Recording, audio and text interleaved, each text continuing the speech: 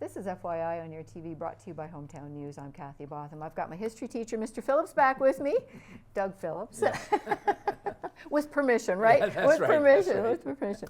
We are talking about, this is the Christmas season, and we talk about gifts and presents. And you have done the gift of life. You have donated blood 313 times. So far. So far. You haven't stopped yet. Let's talk about that. Like, what got you to 313? How long ago? And well, you want to know how long ago? Well, when I first donated blood, my first blood donation, the wife of the Prime Minister showed up. Yes. Wow. Her name was Marion Pearson. She was Lester Pearson's wife. It was at Carleton University in my first year, and they had a blood clinic, and I thought, oh yeah, I'll go down and get blood. And the Prime Minister's wife was there. Wow. So that's how I got started. And then I don't know if I donated more when I was at university, but when I came back to Smiths Falls, I did start. I donated. I remember my first donation in Smiths Falls was at the old RCF hall. You'd walk in and you hopped up on an army cot, and they'd stick a needle in your arm, and that was it. And of course, they used to have clinics at the high school, once a year, so I did that.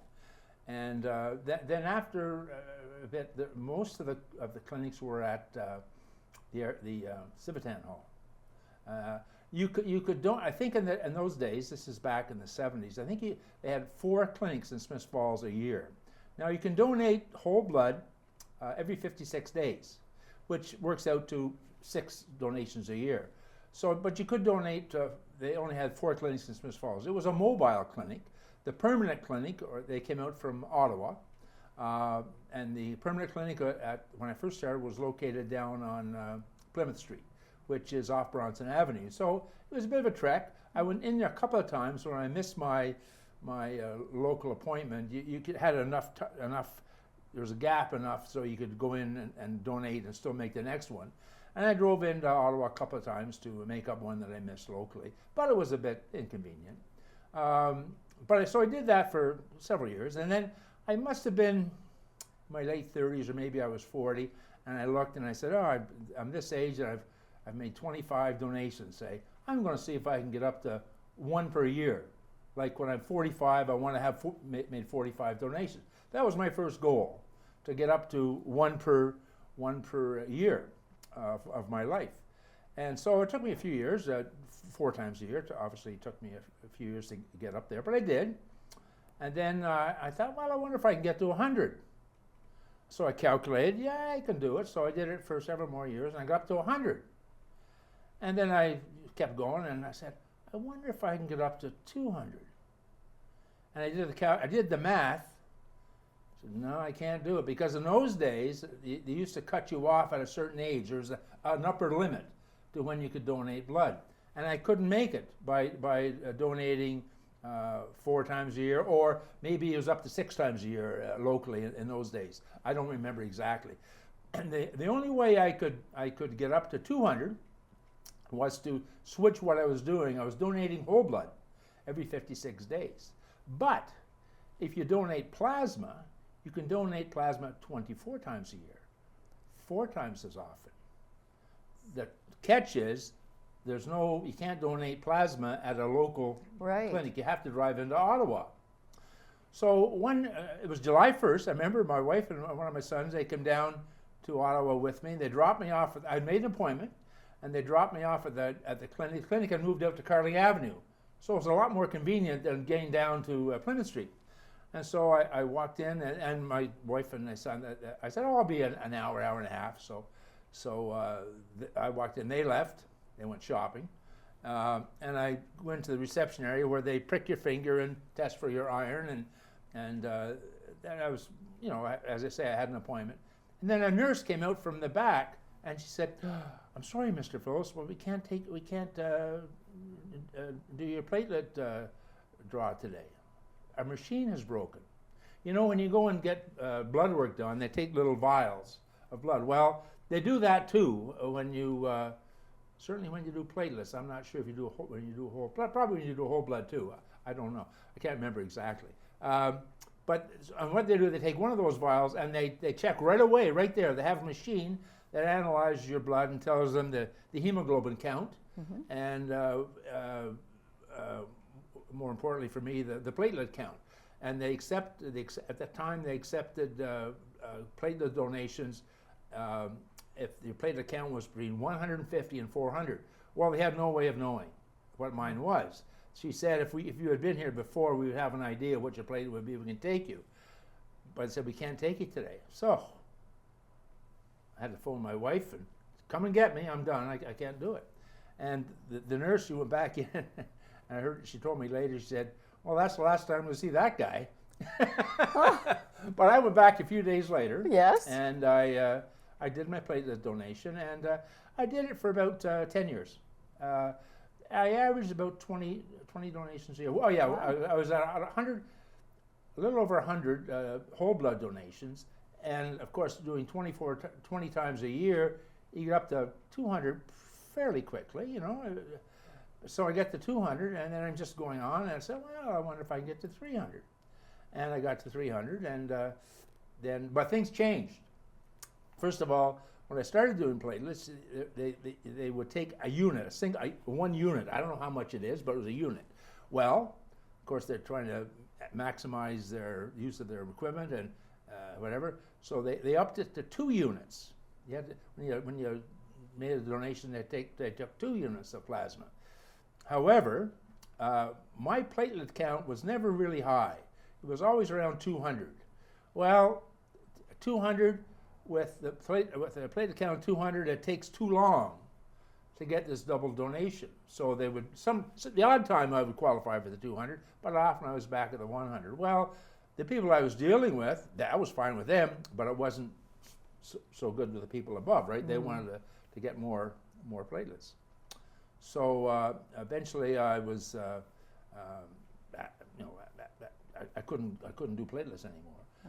And by the way, so when you do platelets, it's very interesting. They put a needle in your arm, and the red blood goes out, and then it goes down into a machine, it's a centrifuge, and it whirls around, and then a yellow liquid goes up into a bag. And that's the platelets. Now in that yellow liquid, almost the color of urine, there you can see little white bits. That's the platelets.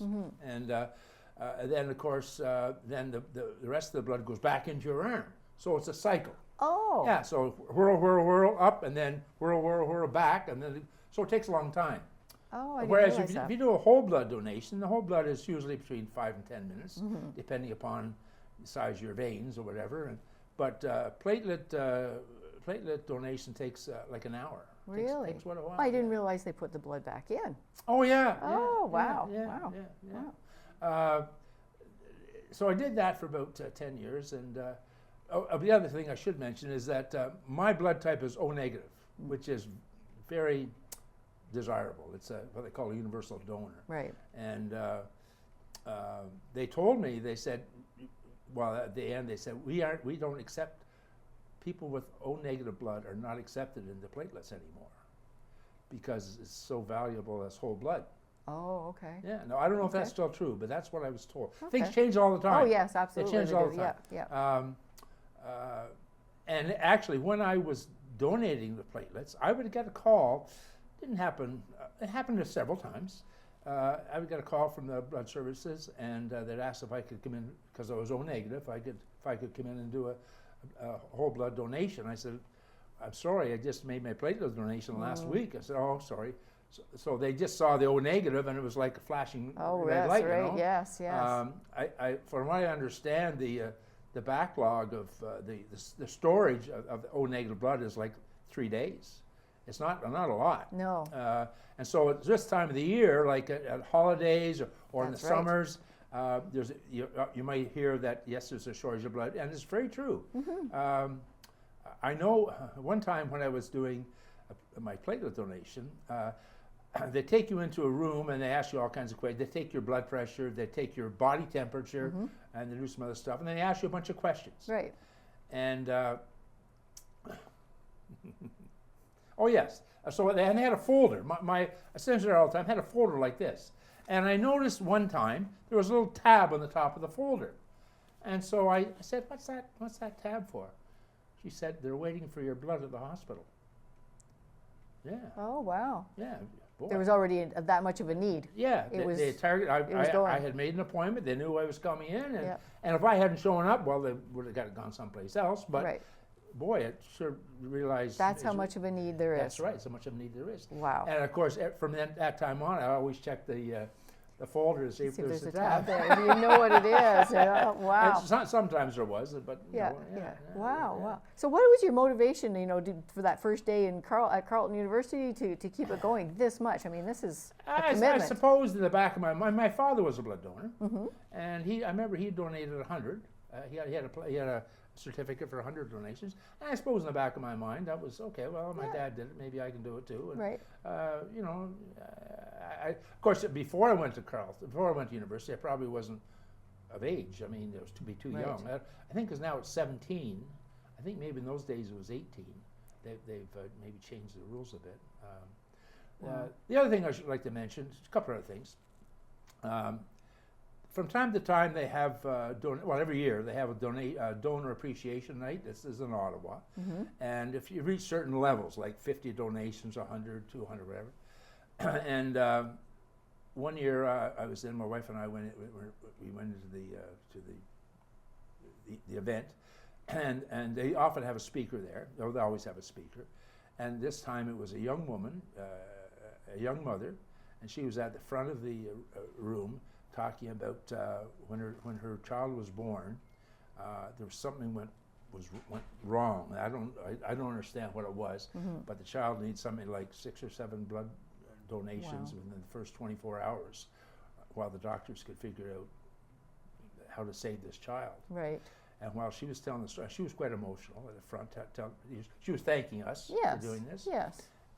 At the back of the room, there was her child, still a young child, maybe a year or two, being held by her father or grandmother, I can't remember, and bawling or screaming because he wanted to be with his mother. Yeah. Well, it was the best sound in the world. Yes, absolutely, it would be. Yes, absolutely. And the other story I want to mention, one time at the clinic in Ottawa, the Minister of Health was there, and it was I can't remember. There's a certain month for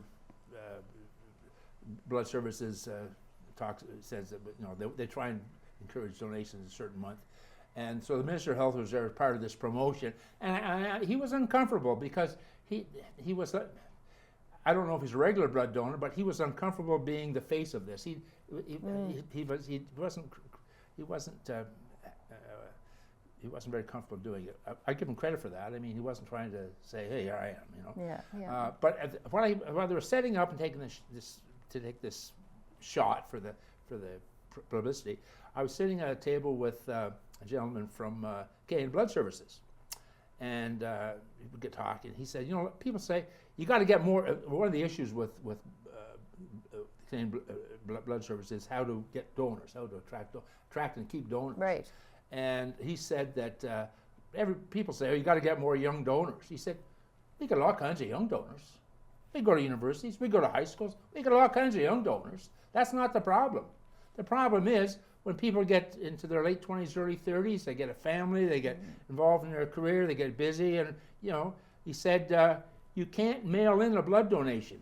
You have to show up. That's right. Whereas support other causes, maybe you can send in a check. Yes. Yes. Absolutely. But I remember that. He said you can't mail in a blood donation. Oh, you have to show up. Absolutely. So, the other thing I want to mention, when I first started, the blood collection was organized by the Red Cross.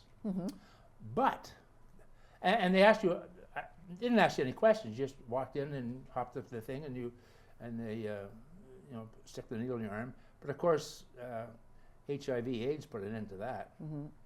And from in the decade of the 1980s, from 1980 to 1990, it's estimated that 8,000 Canadians died because of receiving tainted blood. Blood tainted with either HIV or with hepatitis C. Hepatitis, yes. That was you're right, hepatitis was the big one. Yep. Now, they took the blood donations away from the Red Cross, and they set up an agency called Canadian Blood Services, and they have very strict measures as who can give blood and what circumstance, and it changes all the time based upon scientific information. For example, if you have had dental work, you can't give blood for 3 days. Right. If you've had a tattoo or an ear piercing, you can't give blood for 3 months. Yeah. And then there are restrictions on your travel. If you travel Yes. to various Yes. places, you can't give blood. I remember one time I was, I think this is before I started doing the platelet count, the platelets. I was doing whole blood, and somebody in the interview they said, "Have you been outside Canada or the U.S. for the last 2 years?" Oh yeah, we were down in Mexico. We were out in the Yucatan. So where were we in the Yucatan?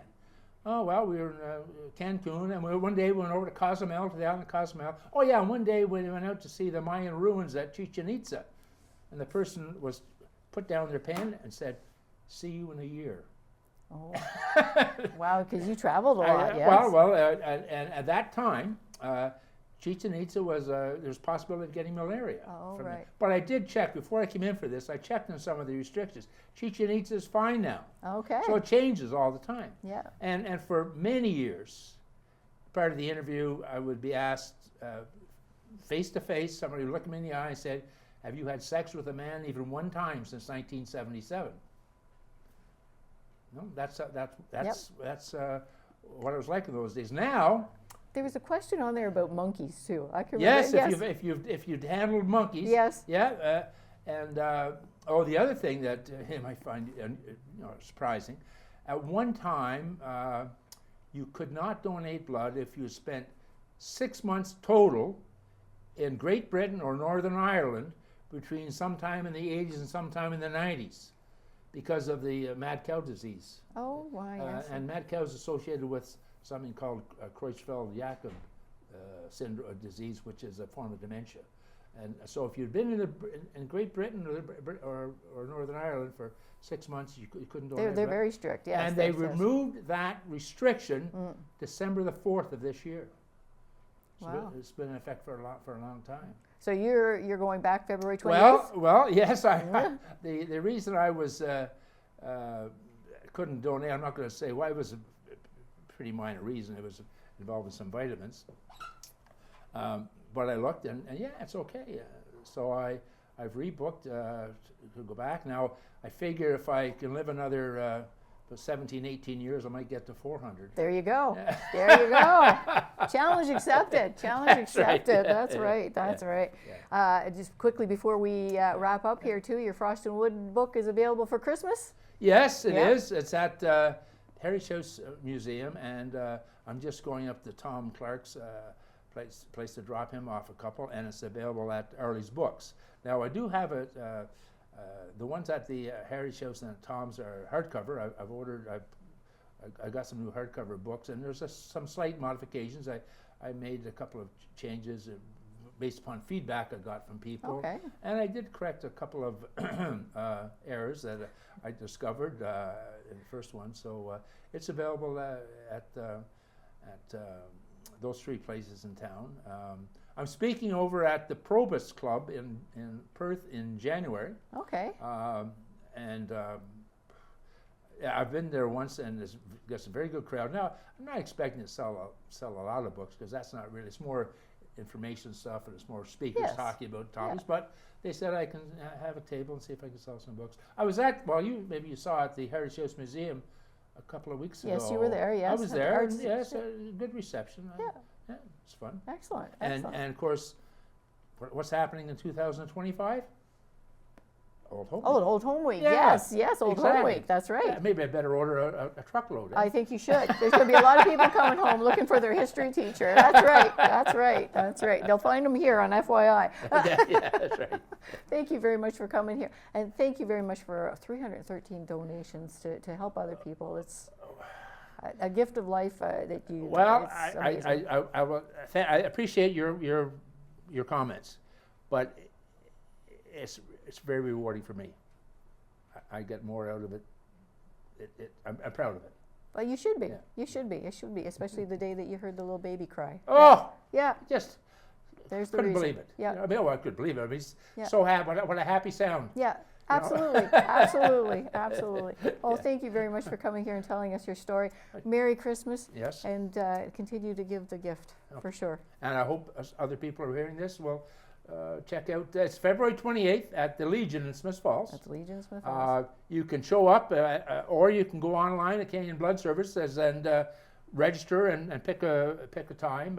Probably most people, if they haven't done it before, maybe will feel more comfortable just showing up.